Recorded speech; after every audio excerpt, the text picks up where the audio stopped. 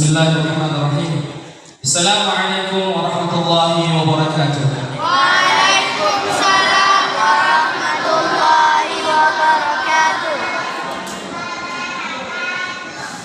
Alhamdulillah rabbil alamin. Wassalatu wassalamu ala Rasulillah wa ala alihi wa ashabihi wa mawalah. Amma ba'du. Alhamdulillah, di malam yang berbahagia ini kita bisa berkumpul atas izinnya Allah Subhanahu wa taala di masjid, di Baitullah, di rumahnya Allah, di mana setiap hamba yang berada di rumahnya Allah Subhanahu wa taala, maka para malaikat senantiasa berselawat kepadanya. Salawat berikan salam mari sama-sama kita hadiahkan kepada junjungan alam besar Muhammad sallallahu alaihi wasallam. Dengan dakwah beliau hingga saat yang berbahagia ini kita masih bisa mengambil suri tauladan, contoh-contoh yang baik yang sudah ditinggalkan oleh Rasulullah sallallahu alaihi wasallam. Para hadirin jamaah salat Isya yang berbahagia, sebelum acara inti kita mulai, sebelumnya kami perlu sampaikan beberapa hal. Acara talk show dengan tema Back to Quran yang berlangsung di Masjid Al-Izzah Kurmani pada malam ini dengan narasumber saudara kita Al-Akh Bara Mas'ud dari Gaza, Palestina. Beliau merupakan qari internasional, aktif di YouTube, narasumber TV nasional di Trans TV dan lain-lain. Di saat ini beliau berada di Turki, banyak berada di Turki, karena di sana juga ada studio rekaman untuk tilawah dan nasyid. Karena beliau belum bisa pulang ataupun belum bisa balik ke Gaza, dikarenakan kondisi Gaza yang belum stabil. Perlu disampaikan kepada jemaah sekalian, acara ini terselenggara berkat kerjasama antara Proyek Akhirat yang pusatnya berada di Jakarta dan juga Sedia Peduli yang pusatnya di Biren.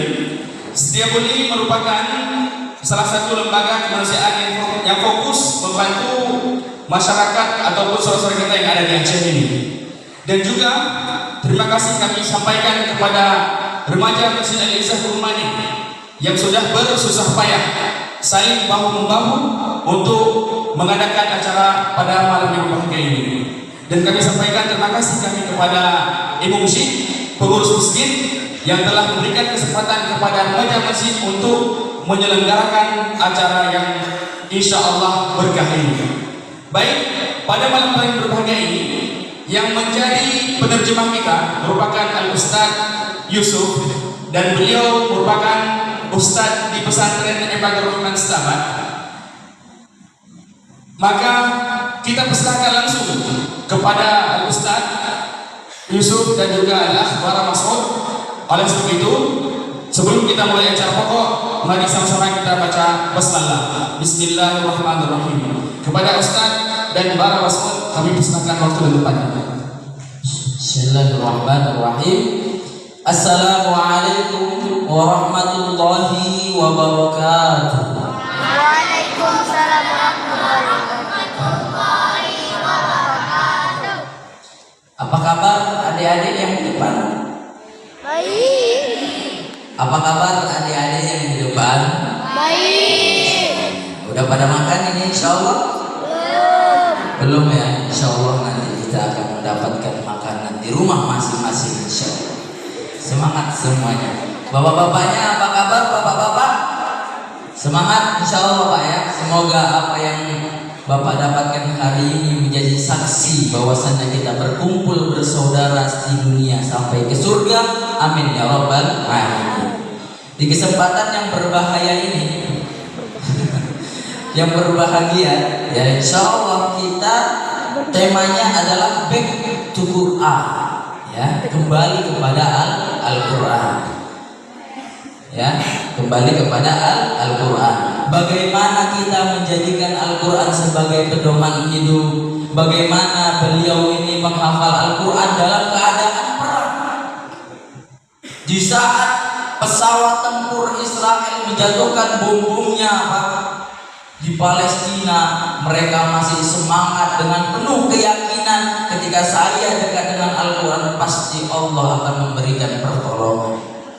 Dan sampai hari ini alhamdulillah banyak orang Indonesia yang bahkan mengulurkan bantuan tangannya, menghapuskan air mata penderitaan saudara-saudara kita di Palestina. Alhamdulillah.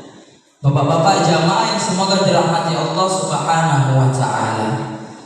Ya, sebelumnya kita sedikit memperkenalkan beliau. Nama beliau Barak Mas'ud. Umur beliau 23 tahun, Pak. Ya.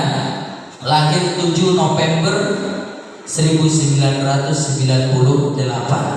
Alhamdulillah beliau hafal Al-Quran di umur 15 tahun, yang insya Allah karena materi kita kali ini sharing atau talk show, nanti kita akan memberikan pertanyaan-pertanyaan kepada beliau seputar Al-Quran dan kehidupan beliau di Palestina. Pertanyaan dari kami nanti ada, pertanyaan dari jamaah juga boleh, dari ibu-ibunya boleh, dari bapak-bapaknya juga boleh. Mungkin yang ingin bertanya bebas tentang Al-Quran. Insya Allah sebelum kita mulai nanti beliau akan membacaan beberapa ayat suci Al-Quran.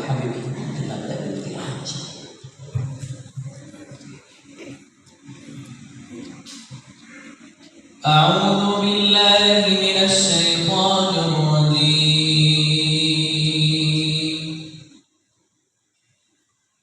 Ya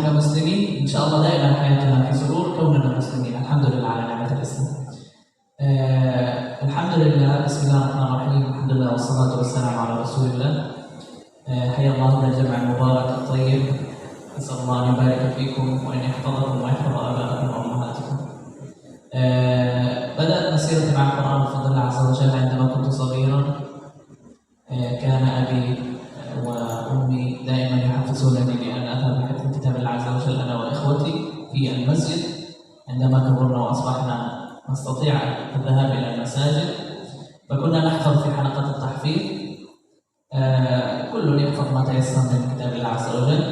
وبعد ذلك كانت هناك مخيمات خاصة لحفظ كتاب الله عز وجل بفضل في غزة، وهي دورية كل فترة تصبح يعني الحمد لله، خصوصا في إجازة الصيف لأنها إجازة فترة كبيرة.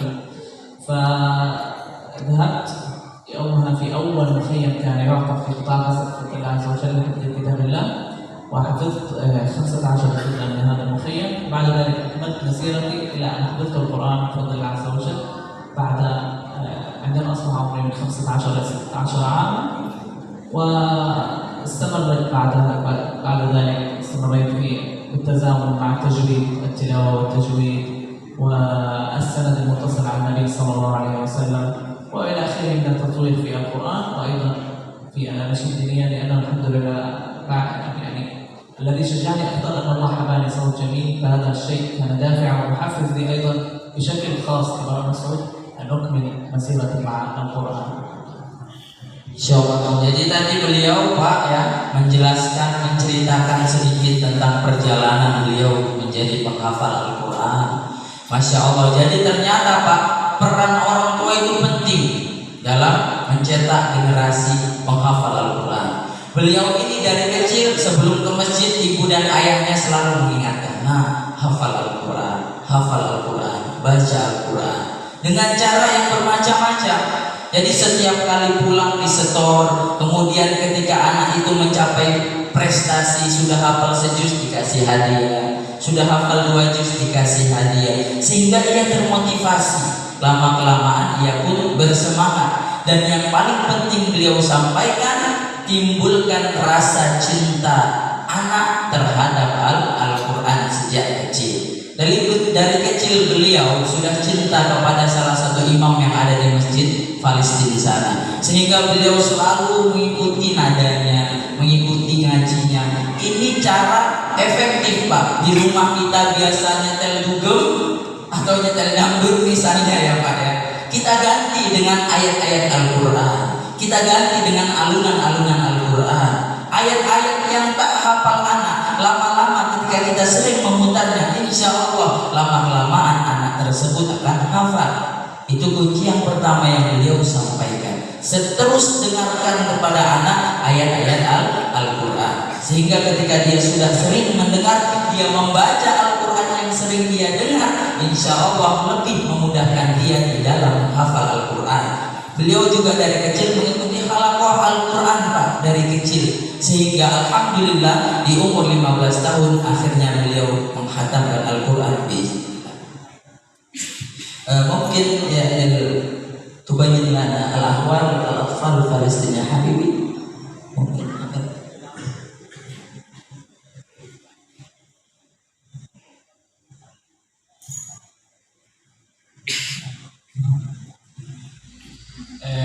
الحمد لله في قطاع غزة هناك اهتمام كبير بفضل الله عز وجل لحفظ كتاب الله عز وجل، وأيضا أجد هذا الاهتمام يعني الحمد لله في أيامنا هذا في أغلب الدول الإسلامية. يعني هذا شيء الحمد لله جميل جدا، خصوصا في إندونيسيا نجدهم دائما في حماس حفظ كتاب الله عز وجل. أدخل المعاهد فأجد حفاظ لكتاب الله عز وجل، أجد ناس كثير يحفظون كتاب الله. في غزة يعني القرآن بفضل الله عز وجل له مجال كبير، يوجد مراكز كثيرة لتحفيظ كتاب الله عز وجل، ومخيمات ومشاريع جدا ضخمة لحفظ كتاب الله عز وجل.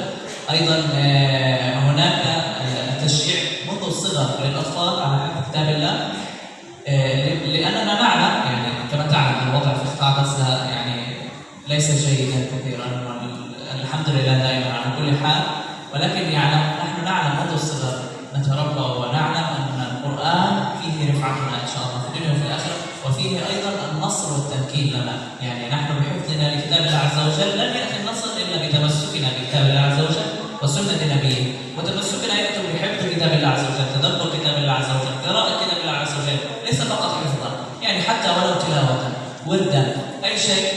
فنحن نعلم أن البركة والخير والتوفيق والنصر سيأتي من كتاب الله عز وجل. Insya Allah. Jadi beliau tadi mengatakan Pak ya, di tengah keadaan Palestina yang Sekarang kita tahu yang perang, Masya Allah, seorang anak kehilangan ayahnya, seorang ayah kehilangan anak-anaknya. Di malam mereka tidak tenang tidur di bawah reruntuhan bangunan yang sudah hancur.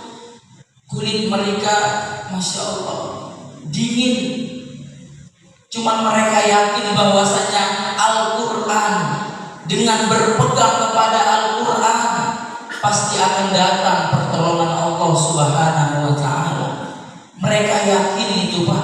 Di tengah-tengah kesulitan Palestina yang begitu mencekam, mereka cukup yakin dengan mendekatkan diri kepada Al-Quran, pasti Allah akan mendatangkan kemenangan dan kemudahan.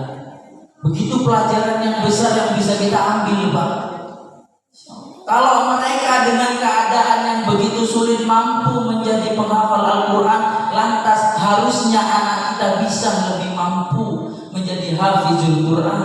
Jika kita hari ini bukan penghafal Al-Quran, Pak, mungkin kita bisa menjadi wasilah orang-orang yang menghafal Al-Quran dengan bersedekah di rumah tahfidz, dengan menyemangati anak-anak kita untuk menjadi penghafal Al-Quran yang kelak di hari kiamat, Pak, kita nanti sebagai seorang ayah, ibu sebagai seorang mama, tiba-tiba dipakaikan jubah kehormatan, mahkota kehormatan, Pak. Kita tidak tahu, ya Allah, mahkota apa ini, jubah apa ini. Ternyata dulu tatkala di dunia kita menjadi wasilah para penghafal Al-Quran. Begitu agungnya Al-Quran, Pak. Maka kami datangkan beliau jauh-jauh, tidak lain dan tidak bukan untuk kita ambil hikmah. Hari ini beliau merasakan penderitaan orang-orang Palestina. Hari ini uluran tangan kita sangat membantu menghapus air mata saudara-saudari kita di Palestina, Pak. Insya Allah. Mungkin namanya kelasian. Mungkin kalau ada yang ingin bertanya, boleh, Pak. Kalau ada yang ingin bertanya. Sebelumnya sebelum ada pertanyaan, di situ akan ada sedikit tutorial, Pak, ya, atau cara yang beliau saat ini sudah terapkan bagaimana menghafal Al-Quran dan bagaimana cara menghafal Al-Quran khusus orang-orang yang bukan Arab.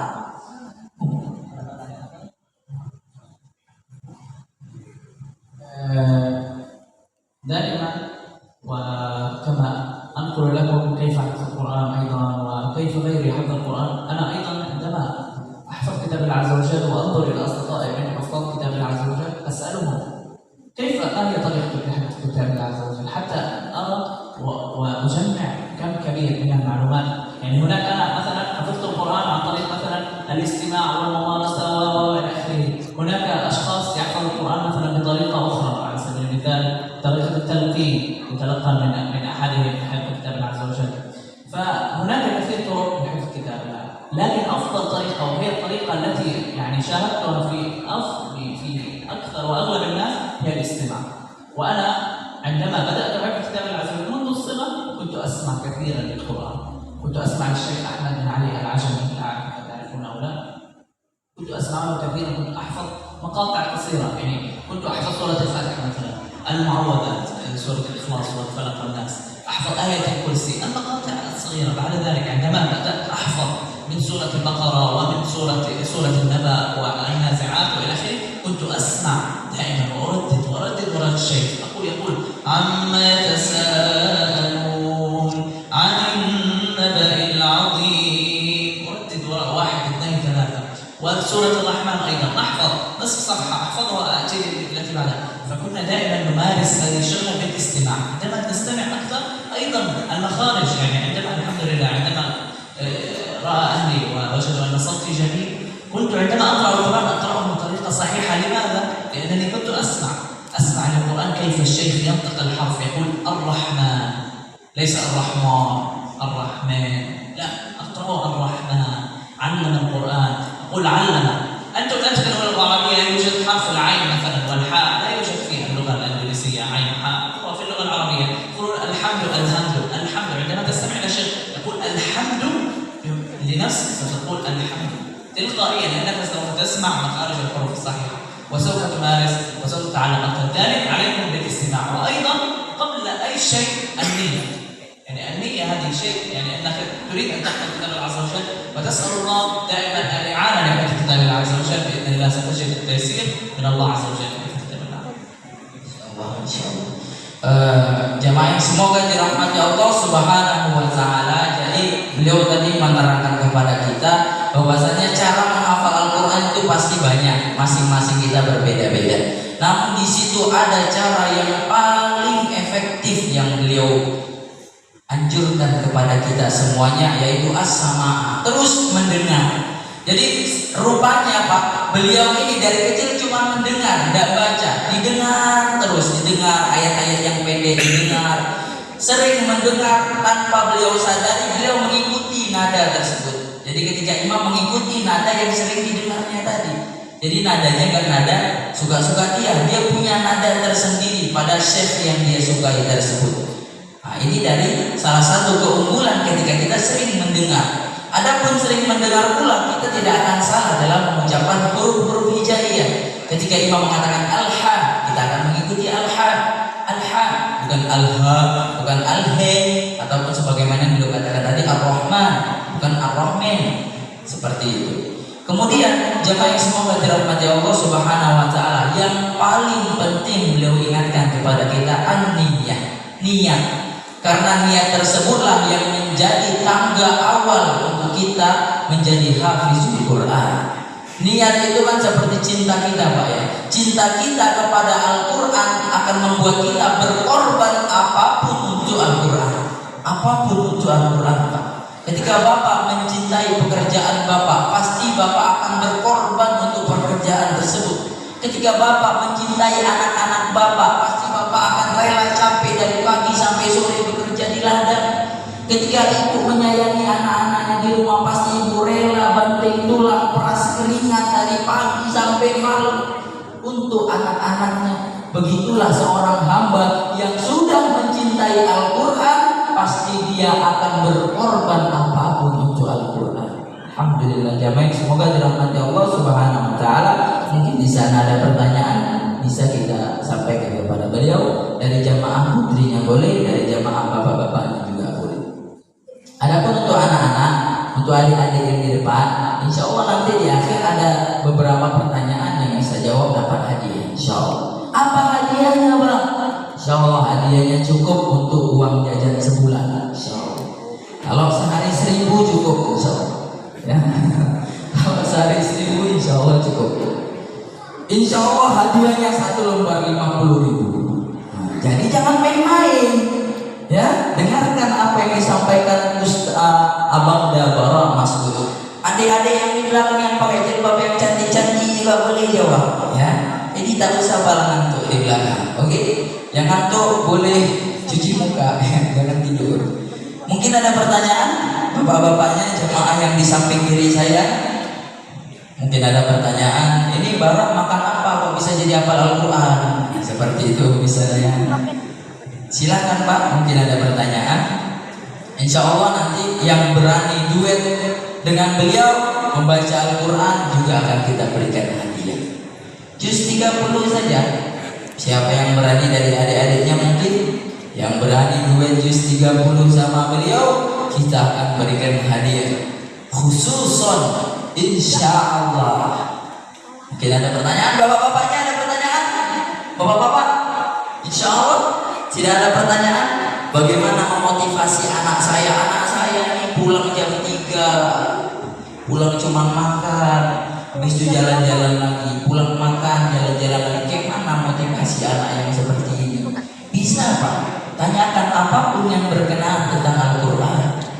Mungkin ada pertanyaan, ibu-ibunya. كيف كانت الأسرة تشجعك لأن تحفظ القرآن؟ يعني الأسرة منذ الصغر كانوا دائما، يعني ما هي الطريقة لتشجيع على حفظ القرآن تقصد؟ نعم، كان والدي حفظه الله ووالدتي دائما يقرؤون القرآن، ودائما في البيت في الصلاة مثلا نشغل سورة البقرة، نشغل القرآن. فنحن منذ الصغر تربينا أنه القرآن يحيط بنا، القرآن في المسجد يوجد لدينا مسجد قريب، كان دائما والدي عبد الله يأخذنا إلى المسجد نصلي ونسمع الأطفال وهم يحفظون القرآن حتى منذ الصغر قبل أن نذهب إلى المسجد، يعني كنا أصغر من أن نذهب إلى المسجد. عندما كبرنا أكثر أصبح والدي يعطينا مثلا إلى الشيخ يقول لنا احفظوا القرآن، فنحب المسجد أكثر. كان يوجد هناك محفزات، يعني يحفز أهلي. كان هناك تصبح مسابقات على سبيل المثال في المدرسة وفي غيرها. نذهب مسابقة في سورة التحريم، مسابقة في سورة الملك، مسابقة تشجعني والدتي تقول لي إذا أخذت الأول في هذه المسابقة سوف أشتري لك كذا وكذا. أنا منذ الصغر أتحمس، نعم أريد. والطفل يعني يحب هذه الأشياء. عندما تحفز طفلك على حفظ هذه العلم أولا سيحفظ حتى يأخذ الهدية فقط، ولكن بعد ذلك سيدرك أن القرآن حلاوة، أن رزقه الله حلاوة القرآن يعيش مع القرآن. فلا يجب يعني فيه إن شاء الله أي طريق آخر بإذن الله عز وجل. أسأل الله أن يستخدمنا لخدمة كتابه ودينه عز وجل وأن يجعلنا وإياكم من أهل القرآن. شكرا لسؤالكم. Amin ya rabbal alamin. Jadi masya Allah tadi ada pertanyaan dari masya Allah Bang Bismillah Khairul Ustaz Al-Mustafa Al-Habib insya Allah. Jadi pertanyaannya bagaimana keluarga beliau memotivasi untuk menjadi penghafal Al-Quran. Jadi dari kecil beliau tadi sebagaimana kita sampaikan dari kecil sudah didengarkan bacaan Al-Quran, di masjid juga dimotivasi. Masjid Pak ya kuncinya, sering bawa anak-anak kita ke masjid. Jadi pagi buka pintu jangan nah cabut mana dibimbing anak kita ke masjid, diarahkan mereka ke masjid. Bahkan tadi sebagaimana kami sampaikan, berikan hadiah dalam setiap pencapaian yang didapatkan anak. Nah, Cok, siapa misalnya anaknya Ucok, kalau kamu hafal juz 30, hafal Pak yang mana tahu ada yang namanya Ucok, saya tidak menyinggung siapapun misalnya. Fulan, kalau kamu hafal surat An-Nas sampai Al-Falaq, 2 surat berarti ya. Kalau kamu hafal Qul huwallahu ahad sampai An-Nas, maka nanti bapak beliin kamu es krim. Masya Allah, es krim. Kalau kamu nanti hafal juz amma, bapak beliin kamu sepeda. Masya Allah, bannya aja dulu ya, nyicil, tidak masalah. Nanti hafal lagi ban yang kedua, hafal lagi baru batangannya, nyicil tidak masalah. Kalau sanggup kita kasih semua, semoga dia termotivasi. Memberikan hadiah di dalam setiap pencapaian sang anak, karena itu akan memotivasi anak-anak kita pasti. ورسالة أيضا هنا للجميع للآباء والأمهات أيضا قبل الأطفال طبعا. الأهل والأب والأم لهم دور كبير في مسيرة ابنهم في حفظ كتاب الله عز وجل.